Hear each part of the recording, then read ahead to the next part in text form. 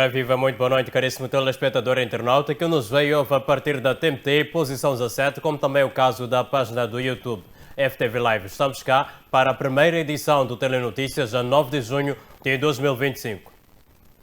Seguimos com as notas que marcam a atualidade nacional. Começamos por referir que, no âmbito do reforço da cooperação internacional em matéria de justiça, a Procuradoria-Geral da República lançou uma iniciativa que visa agilizar processos de extradição, auxílio jurídico e cooperação informal entre Estados. Magistrados do Ministério Público na região centro do país estão a ser capacitados em cooperação jurídica internacional, uma aposta para tornar o sistema judicial moçambicano mais eficaz e conectado com padrões globais.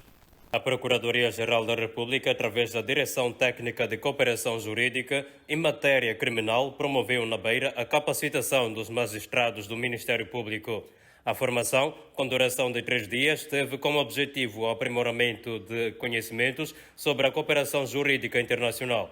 A representante da Direção Técnica destacou que esse é um desafio para aprofundar a legislação, colocando em prática casos do seu dia a dia. Mostra-se necessário nos familiarizarmos com a legislação ligada a estas matérias, pondo em prática nos casos que temos a investigação no dia a dia, que acredito e sei que são vários. Auxílio judiciário mútuo, a extradição, a cooperação informal ao nível do Ministério Público, mecanismos e procedimentos de cooperação informal.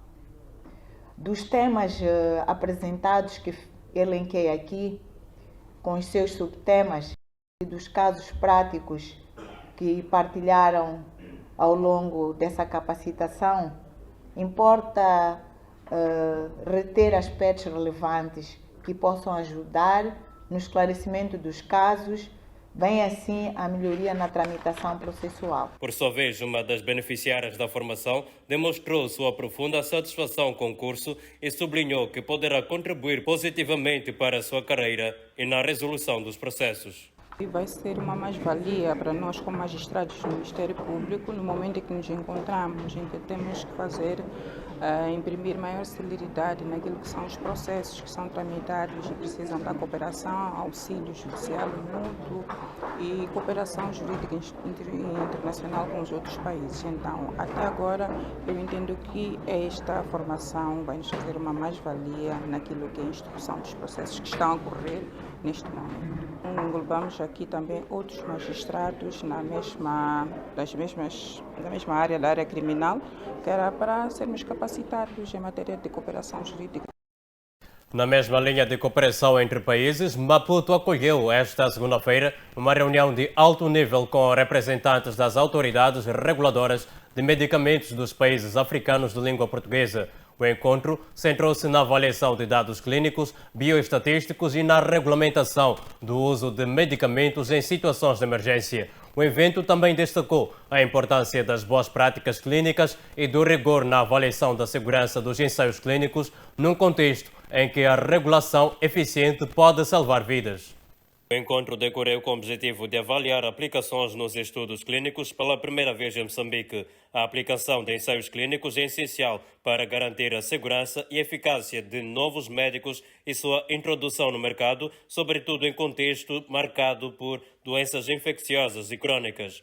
A representante da Organização Mundial da Saúde em Moçambique destacou que essa iniciativa é importante para reforçar as capacidades regulatórias de todos os países envolvidos. Estamos reunidos aqui com o propósito comum de reforçar as capacidades regulatórias dos nossos países para garantir que os ensaios clínicos realizados em nossa região sejam éticos, seguros e cientificamente sólidos. Moçambique tem apresentado avanço na área de medicamentos e espera-se que a formação traga avanço para o setor da saúde no país. Reflitam sobre a possibilidade de criação de um sistema eletrônico único para a submissão de protocolos de ensaios clínicos, o estabelecimento de uma estrutura regulatória forte e sólida que possa ser mantida a longo prazo através de quadros cada vez mais capacitados. Seguimos com mais ações para reforçar o sistema de saúde. Sob o lema Saúde e Bem-Estar, o Ministro da Saúde, o CNIS, dirigiu em Maputo as cerimônias centrais do lançamento de uma nova iniciativa que visa fortalecer o Sistema Nacional de Saúde. O foco está na expansão do acesso e na promoção de uma cobertura universal em linha com os objetivos de desenvolvimento sustentável num país onde milhares de moçambicanos ainda enfrentam dificuldades no acesso a serviços básicos de saúde.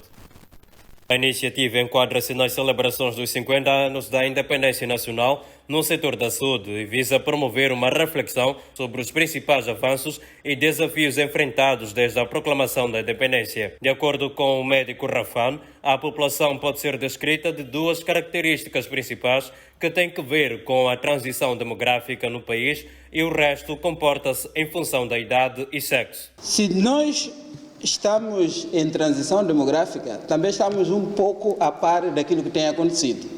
Normalmente, quando este processo de mudança da estrutura da idade começa, também há um impacto em termos de população. O que está a acontecer em Moçambique é que nós estamos numa fase de transição, mas ao mesmo tempo a nossa população está a crescer a um ritmo muito elevado. Nós vamos duplicar, comparado com 2017, em 2043. A população de 2017. 2050 já seremos 60 milhões. Então significa que estamos numa transição diferente daquela que tem acontecido em outras andanças. Comparativamente ao que tem acontecido nos outros países, nós, de acordo com os dados disponíveis, a transição da mortalidade moçambicana terá começado nas primeiras décadas do século passado, século XX. Então, a partir das primeiras décadas do século XX é quando nós começamos a ver uma redução da mortalidade. Porque esta mudança da estrutura da população deve-se à mudança nas taxas de mortalidade. À medida em que as pessoas vão vivendo mais tempo, então significa que nós teremos nos grupos iniciais uma população reduzida quando comparado com os grupos mais velhos. Mas nunca vamos ter uma inversão da pirâmide. Quem sabe a pirâmide tem uma base larga e essa base é larga à medida, a largura vai diminuindo à medida em que o país passa pela transição demográfica, mas nunca nós teremos uma situação em que temos a pirâmide invertida, termos menos crianças e mais adultos dos 65 ou mais. Agora, o que é importante aqui nós dizermos é que se a mortalidade começou a reduzir no princípio nas primeiras décadas do século XX, então a transição da fecundidade tem a ver com nascimento, esta só começou na década de 80 do século passado. E esta mudança na fecundidade, ela não acontece da mesma forma quando estamos na zona rural ou na zona urbana. E esse é um elemento importante, do ponto de vista de saúde, que nós temos que tomar em consideração.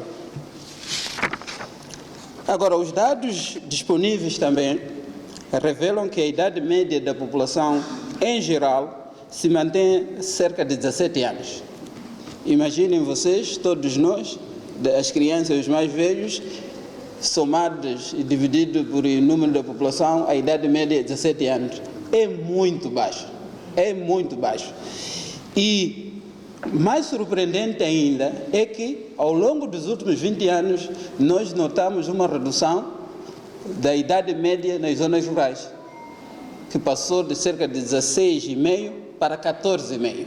Então, significa que, apesar do desenvolvimento econômico que está a acontecer no país, pode ser que as zonas rurais não estão a maximizar esse desenvolvimento econômico que depois resulte na mudança daquilo que é a idade média. Na cidade de Maputo, a idade média é cerca de 22 anos, mas temos província onde a idade média está abaixo dos 14 anos. Rafan destacou ainda que a transição demográfica tem a ver com o declínio da mortalidade, crescimento acelerado da população com tendências a estagnar, sublinhando que em 1997 Moçambique tinha a taxa de fecundidade de 5,9 filhos por mulher dos 15 aos 49 anos e atualmente com a taxa de 4,9 do censo 2022 e 2023. A nossa esperança de vida, na essência, melhorou bastante. Quando nós ganhamos a independência, a esperança de vida era cerca de 42 anos. Agora, estamos 56,9, tive que confirmar esse dado ainda hoje pelo INE, porque as fontes são diferentes e os dados são diferentes. Mas é importante reconhecer isso, de que nós estamos a viver mais. E como a esperança de vida, na essência, é uma média, significa que há uns que vivem ainda mais. E, devido à nossa taxa de mortalidade, que ainda continua a ser alta, é por isso a nossa esperança de vida, na essência, pode ser assim baixa. E depois, hoje em dia, Excelência, também se fala de esperança de vida saudável, porque viver 60 anos não é o suficiente, é preciso viver 60 anos e saudável. E nós também temos registrado alguma melhoria em termos de esperança de vida saudável na nossa população. Dados de 2022 indicam, por exemplo, que em 2000 a nossa esperança de vida saudável era de 43 anos e passou para 50 anos em 2022. Então significa que estamos a melhorar. Aqui não falei de dados importantes, é que essa esperança de vida que eu aqui estou a falar, ela é sempre melhor nas mulheres. Esses dados que eu tenho aqui mostram que as mulheres já estão a alcançar os 60 anos, de acordo com os dados de 2025, tem uma esperança de vida ao nascer de 59,9 e os homens têm 54. Já o ministro da Saúde, o Sen Is, destacou a importância de se investir na formação dos médicos na saúde comunitária e familiar no subsistema, pois a maior parte dos problemas acontecem no meio rural. Fortalecimento dos agentes polivalentes de saúde e reforçando a rede dos cuidados primários de saúde na comunidade. As experiências de países é que médicos que cuidam das comunidades desempenham um papel muito importante, porque a prevenção e a promoção são fatores chaves para países pobres como os nossos. Temos que drenar a maior parte dos recursos para os cuidados de saúde primária. É lá onde é que temos a maior parte da população, é lá onde é que temos o fardo. Há 3 pesos aqui. Primeiro peso, são as doenças infecciosas. A maior parte delas acontece nos cuidados de saúde primária.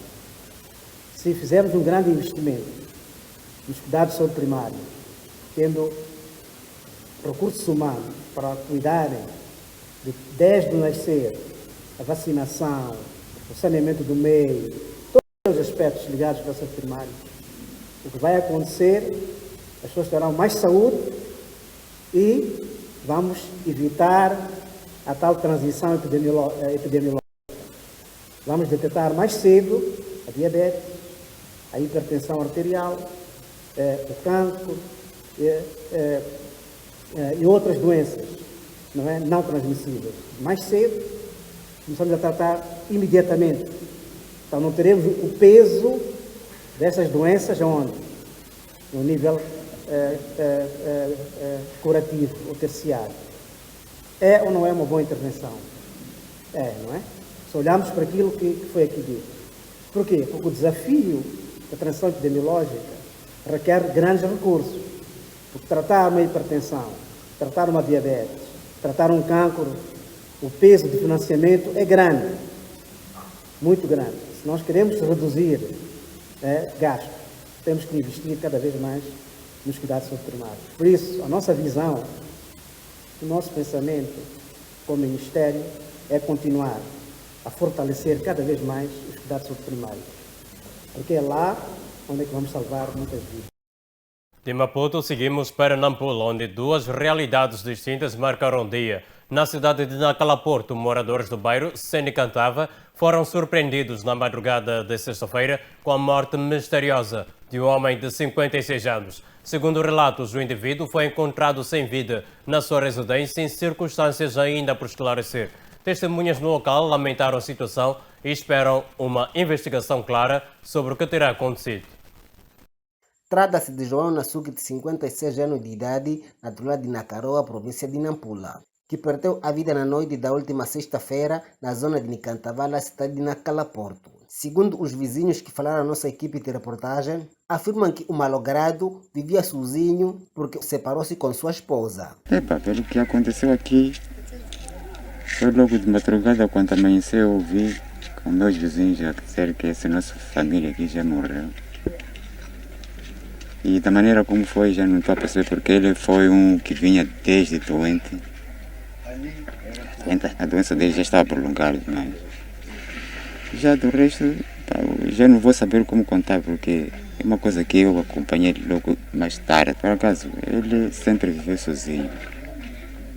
Não vivia com nenhum familiar. Não sei nada para explicar. A vida dele ele era um trabalhador. Quando amanheceu era só entrar no serviço, até as horas que ele largava. E ninguém soube como é que ele vivia na vida dele por enquanto, mas só que era o nosso mesmo amigo, irmão do nosso bairro. Exatamente, não podemos seguir com informações, uma vez que carece de alguma perícia, mas de antemão nós todos já sabíamos que ele já estava doente há um longo período. É muito mal, profundo, saber que perdemos um irmão, tio, familiar, filho, e isso deixa um vazio nos nossos corações, uma vez que ele também é pai de família, pai de filhos e avó. Então é um grande vazio perante a sociedade. Por sua vez, a liderança local lamenta o sucedido. Foi descoberto através de um sobrinho que estava aqui ontem à tardinha. E o próprio malgrado mandou sair, dizer vai dormir a casa, volta da manhã. Então, dito e feito, ele foi, chega naquela manhã, apanhou estatelado. Quase essa é a segunda. Estava ali uma casa aí assim, também foi a mesma coisa, mas esse é porque a família não estava. Sentimos na carne e osso a perca do nosso compatriota, o nosso vizinho, embora não participativo, não era tão coisa, mas pronto, como humanos sentimos. Vamos tentar mudar o comportamento, viver com pessoas, é muito melhor viver numa casa com 2, 3 pessoas, é muito melhor. A morte deste indivíduo foi descoberto pelas crianças que brincavam ao redor da sua residência. Te referir que este é o segundo caso a acontecer neste ano em Nacala, Porto. Ibrahim Antônio nas imagens é de Fernando a partir da cidade de Ferro Portuária de Nacala. Mas nem só de tragédia se faz o dia. No bairro de Natiquir, na província de Nampula, a esperança chegou à mesa das crianças órfãos e vulneráveis que beneficiaram de um almoço de confraternização. A ação foi promovida pela Associação para Ajuda à Criança Órfã e Vulnerável, num gesto simbólico de amor e solidariedade no contexto de escassez e desigualdade. São crianças órfãs e vulneráveis que residem no bairro de Natiquir, ao redor do Conselho Autárquico da cidade de Nampula, que beneficiaram de um almoço oferecido pela Associação para Ajuda à Criança Órfã e Vulnerável, ou simplesmente a Jucrife. O gesto enquadra-se nas celebrações da Quinzena da Criança. Francisco Benjamin, presidente da agremiação, fala dos objetivos da associação, sobretudo a ajuda aos necessitados. Existem crianças desfavorecidas. Achamos pertinente para vir listar o almoço, para vir listar o calor de hoje. As crianças que têm essa zona de Mapoia não podem sentir elas sozinhas, elas sós. Estamos nós como juventude moçambicana, estamos nós como jovens que podemos fazer algo em prol de uma outra criança para o bem-estar. Temos muitos programas, por exemplo, agora estamos a fazer, no nosso escritório nós temos uma alfataria em que estamos a fazer o uniforme. Estamos a produzir deste, esse é um plano que nós estamos a ter para distribuir mais outras atividades. Estamos a ensinar às próprias crianças a ter alguma arte na vida, não é? Para saber alguma profissão. Então, para dizer que os desafios são enormes durante na organização. desafios são enormes. As crianças beneficiárias são alunos da Escola Básica de Napuea e o diretor daquela instituição de ensino público louva a iniciativa e fez saber que, para além de refeição, as crianças carecem de vestuários. Por receber este almoço para nossas crianças órfãs e vulneráveis, para nós é um sentimento profundo que temos, porque vai ajudar em grande medida aqueles que não têm aquela capacidade, aquele esforço que podem estar conosco para conviver. E assim, com este gesto que a Joqueria pensou em vir para esta escola, foi um grande benefício para nós. Enfrentamos várias dificuldades, quer mesmo quando vestuário, alimentação, tem sido muito precário. Já os petizes manifestaram a sua satisfação pelo almoço e fizeram alguns pedidos. Continuem a rezar e dialogar para que haja uma paz duradoura no nosso país. Titios, proteger criança é tarefa de todos nós que estamos aqui, pois com vossa proteção seremos capazes um dia de dirigirmos o país. Queremos lembrar que o saudoso presidente Samora Machel disse que as crianças são flores que nunca murcham. De realçar que, na cidade de Nampula, muitas crianças estão expostas a vários riscos devido ao comércio infantil. Amos Manuel Cortez Mulher, da capital do norte do país, Nampula. E é com este gesto de amor e solidariedade que damos por encerrada esta edição de Telenotícias, com a promessa de voltarmos amanhã com mais informações para si. Tudo quanto nos resta a fazer agora é desejar ao caríssimo telespectador e internauta uma excelente noite de segunda-feira e, por que não, igualmente uma semana laboral abençoada. Até amanhã, fique bem.